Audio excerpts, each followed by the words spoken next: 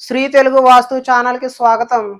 ఇవాల్టి వీడియో ఏంటంటే చాలామంది కామెంట్ చేస్తూ ఉన్నారు, ఆర్థిక ఇబ్బందులకు సంబంధించిన వీడియో ఏదైనా చేయండి, ఏదైనా రెమెడీ చెప్పండి అని చెప్పి అడుగుతూ ఉన్నారు. ఇదివరకే నేను దీపానికి సంబంధించిన వీడియో ఒకటి చేశాను, అదొక రెమెడీ అని. ఈరోజు నేను ఇంకొక అద్భుతమైన శాస్త్ర ఆధారంగానే నేను క్రియేట్ చేసింది కాదు, అది మాత్రం దృష్టిలో పెట్టుకోండి. ఏ వీడియో చేసినప్పటికీ నా ఛానల్లో ఆ వీడియోకి నేను కట్టుబడి ఉన్నాను. ఏదైనా నేను చెప్పానంటే దానికి నా దగ్గర ఎవిడెన్స్ లేకుండా చెప్పను, నోటుకు వచ్చింది చెప్పను. చాలా ఛానల్లో నేను నోటుకు వచ్చింది చెప్తుంటారు, తమలపాకు తీసుకుని నోట్లో పెట్టుకుని ఏదో చెయ్యని, అదే తమలపాకు తీసుకుని జోబులో పెట్టుకోండి మీ ఆర్థిక ఇబ్బందులు పోతాయని చెప్పి. ఎక్కడ ఉన్నాయంటే రహస్య పరిహార శాస్త్రం అని చెప్తున్నారు.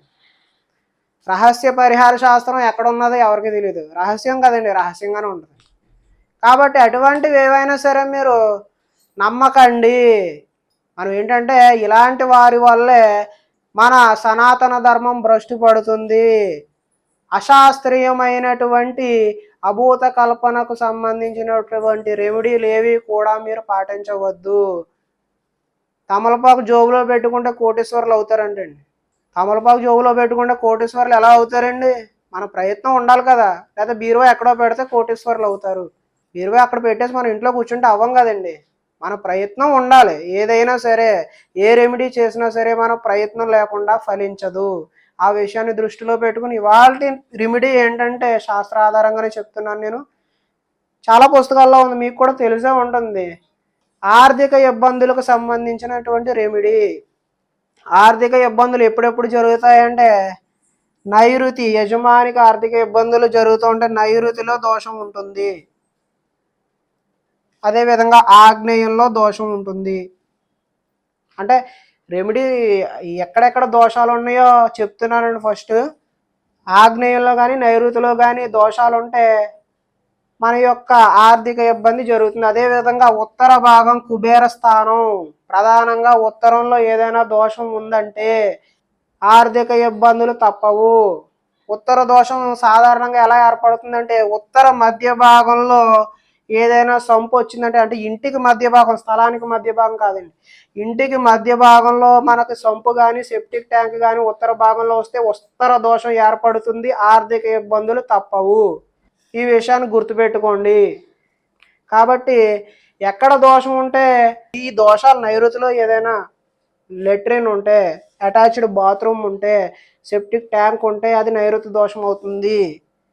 అదేవిధంగా ఆగ్నేయంలో మెట్లు ఇంటి పారును చేర్చి కట్టినప్పుడు, ఇంటి పారును చేర్చి అంటే ఇంటిని అంటించి కట్టినప్పుడు ఆగ్నేయం పెంపు అవుతుంది, ఈశాన్యం లెస్ అవుతుంది. అప్పుడు ఈశాన్య దోషం వస్తుంది, ఆగ్నేయ దోషం రెండు వస్తాయి. ఇక్కడ కింద నుంచి మనం ఇలా వాక్ చేసుకు వెళ్ళేలా ఖాళీ ఉండాలండి. అక్కడ బాత్రూమ్ తీసి క్లోజ్ చేయడం, స్టోర్ రూమ్ తీసి క్లోజ్ చేయడం చేయకూడదు, వాక్ చేసి ఇలా ఉండాలి. కొంతమంది థర్మాకోల్ పెడతారు, ఇక్కడ థర్మాకోల్ పెట్టి బాత్రూమ్ తీస్తారు. థర్మాకోల్ పెట్టి అట్ట పెట్టి మేము అంటించలేదు కదా, కరెక్ట్ కాదండి. అది ఏంటంటే సెకండ్ ఆప్షన్. మనం ఈ గృహ నిర్మాణం చేసేటప్పుడు ప్రతిదీ కూడా సెకండ్ ఆప్షన్ ఉంది కదా, సెకండ్ ఆప్షన్ ఉంది కదా, అన్నీ కాంప్రమైజ్ చేస్తే ఇల్లు కూడా కాంప్రమైజ్ అయినండి. వీలైనంత వరకు కుదిరితే వాక్ చేసి అంత ఖాళీ ఉండాల్సిందే.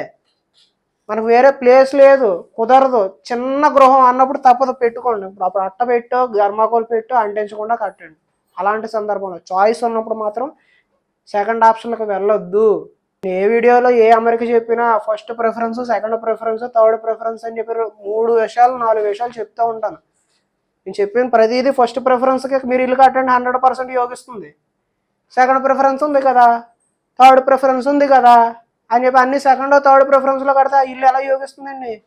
4 మంచి విషయాలు జరిగి 1 2 చెడ్డ విషయాలు జరిగితే, అంటే 4 పాటించి 1 2 పాటించకపోతే యోగిస్తుంది. మొత్తం 4 పాటించం మేము, అన్నీ కూడా 2 ఆప్షన్లకు వెళ్తామంటే కుదరదు కదా. సరే, ఇకపోతే టాపిక్ డైవర్ట్ అవుతుంది, రెమెడీలోకి వచ్చేద్దాం. ఆర్థిక ఇబ్బందులు జరుగుతూ ఉంటే, ఆర్థిక ఇబ్బందులు కలుగుతూ ఉంటే ఏం చేస్తారంటే, ఈశాన్య భాగంలో మీ ఇల్లు ఏ ఫేసింగ్ అయినప్పటికీ, రోడ్ ఏ సైడ్ ఉన్నప్పటికీ ఈశాన్య భాగంలో కొంతమంది ఏం చేస్తారంటే ఈ ఇంటి యొక్క ఈశాన్యం నుంచి స్థలం యొక్క ప్రహారీ కాంపౌండ్ యొక్క ఈశాన్యానికి ఈ మధ్యలో బోర్ తీస్తూ ఉంటారు. ఈ లైన్లో పడేలా, కోణంలో పడేలా ఇక్కడ బోర్ తీస్తూ ఉంటారు. లేకపోతే ఇక్కడ చిన్నది మ్యాన్ హోల్ పెట్టి వాటర్ ఇందులోకి వెళ్ళి పైప్ లైన్ ద్వారా ఏ దిక్కు అయితే ఆ దిక్కుకి వెళ్ళేలా చేస్తూ ఉంటారు. ఇది తప్పు. మనం ఏదైనా బోర్ తీసినప్పుడు లేదా సంపు కట్టినప్పుడు ఈ కోణంలో పడకూడదు, ఈ ఇంటి పారులో పడకూడదు. అంటే ఇలా లైన్స్ గీసుకుని ఇక్కడ ఎక్కడైనా బోర్ తీసుకోవచ్చు, ఇక్కడ ఎక్కడైనా బోర్ తీసుకోవచ్చు. ద్వారంలో పడకూడదు, గేట్లో పడకూడదు, ఎక్కడైనా సంపు తీసుకోవచ్చు ఈ లైన్స్లో పడకుండా. అదొకటి కరెక్షన్ ఆల్రెడీ ఉందనుకోండి, బోర్ తీసారనుకోండి, ఇంకేం చేయకండి, ఏం చేయలేరు కదా, బోర్ కప్పేట్టుగా మళ్ళీ కొత్త బోర్ తీయలేరు కదా, ఇంకేం చేయకండి, దాన్ని అలా ఉంచండి. ఇది ఒక దోషం కారణంగా మీకు ఆర్థిక ఇబ్బందులు ఏర్పడవచ్చు. ఇకపోతే రెమెడీలోకి వస్తే నీళ్ల కుండీని పెట్టండి. అంటే ఏదైనా టబ్బు తెచ్చి పెట్టమని కాదండి, భూమి లెవెల్కి, ఫ్లోరింగ్ లెవెల్కి అంటే హైట్ రాకుండా రౌండ్గా, పలకగా కాదండి, రౌండ్ షేప్లో ఎక్కడైనా సరే ఈశాన్య భాగంలో, ఉత్తర ఈశాన్య భాగంలో, మళ్ళీ ఇక్కడ కాదండి నేను చెప్పే రెమెడీ, ఉత్తర ఈశాన్య భాగంలో అడుగు కంటే ఎక్కువ అంటే 12 ఇంచుల కంటే ఎక్కువ రౌండ్ షేప్లో చిన్న నీళ్ళ కుండీ తీయండి. ఒక 1 ఫీట్ లోతులో, ఫ్లోరింగ్ లెవెల్ కంటే కిందకి ఒక 1 ఫీట్ లోతులో, 1 ఫీట్ కంటే ఎక్కువ, వీలైనంత ఎక్కువ సర్కిల్ షేప్లో నీళ్ళ కుండీ తీయండి, ఒక 1 ఫీటే. దానిపైన ఆ గోతిలో పడకుండా చిన్నపిల్లలు లేదంటే మీరే చీకట్లో చూసుకోకుండా పడకుండా పైన గ్రిల్ వంటిది ఏర్పాటు చేయండి. మళ్ళీ ఒక టైల్స్ ముక్కో గ్రానైట్ ముక్కో తెచ్చి మూత వేయకండి. కేవలం ఐరన్ గ్రిల్ మాదిరిగా ఉన్న ఆ గ్రిల్ కూడా ఫ్లోరింగ్ లెవెల్ దాటి పైకి రాకూడదు, ఆ గ్రిల్తో క్లోజ్ చేయండి. అక్కడ ఎప్పుడు నీళ్లు ఉండేలా చూసుకోండి, మీ ఆర్థిక ఇబ్బందులు తొలగుతాయి. ఇది ఒక్కటే రెమెడీ అండి, వేరే ఎక్కడా లోపం లేకుండా. మీకు ఆర్థిక ఇబ్బందులు కలుగుతుంటే యోగించకపోతే ఈ రెమెడీ పాటిస్తే మీకు ఆర్థిక ఇబ్బందులు తొలగుతాయి. అది కూడా ఎలా అంటే ఇక్కడ గేట్ ఉందనుకోండి, ఈ రెమెడీ పాటించకండి, అది మళ్ళీ దోషం కింద వస్తుంది, మళ్ళీ రివర్స్ ఫలితాలు వస్తాయి. ఇక్కడ గేట్ ఉందనుకోండి, గేట్లో కూడా పడకూడదండి మీరు తీసే నీళ్ళ కుండి, గేట్లో పడకూడదు, ఈ కోణాల్లో పడకూడదు. ఇక్కడ స్కోప్ లేదు. ఇంటి యొక్క మధ్య భాగం ఎక్కడొస్తే అక్కడి నుంచి ఈశాన్యం వైపు ఎక్కడైనా నీళ్ళ కుండి తీయండి. ఈ ప్రాంతంలో ఉత్తర భాగంలో సింహద్వారం ఉన్న ప్లేస్ని విడిచిపెట్టండి. ఇక్కడ సింహద్వారం ఉందనుకోండి, దీంట్లో పడకూడదు, ఈ నిబ్బరంగా వద్దు, ఇక్కడ కానీ ఇక్కడ కానీ చూడండి.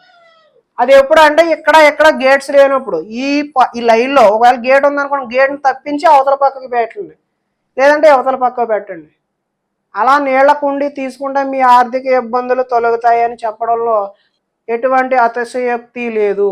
మా వీడియో కనుక మీకు నచ్చినట్లయితే లైక్ చేయండి, 10 మందికి షేర్ చేయండి. మా ఛానల్ ఎంతవరకు సబ్స్క్రైబ్ చేసుకోకపోతే సబ్స్క్రైబ్ చేసుకోండి. అదేవిధంగా మీకు ఎటువంటి సందేహాలున్నా వాట్సాప్లో సంప్రదిస్తే మీకు సందేహాలు ఉచితంగానే నివృత్తి చేయడం జరుగుతుంది. ప్లాన్లకు విజిట్లకు మాత్రమే ఛార్జీలు వర్తిస్తాయి, అవి కూడా చాలా రీజనబుల్గా ఉంటాయి. నేను మీ అశోక్ రెడ్డి, వాస్తు కన్సల్టెంట్. ధన్యవాదాలు.